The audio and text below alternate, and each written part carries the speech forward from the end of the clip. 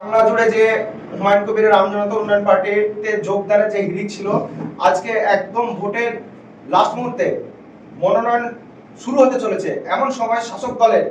Block সভাপতি, running block সভাপতি তুফানগঞ্জ 1 ব্লকের কবির হোসেন, তিনি আজকে হুমায়ুন কবির সাহেবের হাত ধরে আমাদের আমজনতা উন্নয়ন পার্টিতে যোগদান করলেন এবং তাকে আমরা সাদরে অভিনন্দন এবং সাদরে গ্রহণ করলাম। এবং ওই সিটে প্রতিদ্বন্দ্বিতা করবেন আমাদের চেয়ারম্যান স্যার ঘোষণা করেন, আপনারা শুনলেন।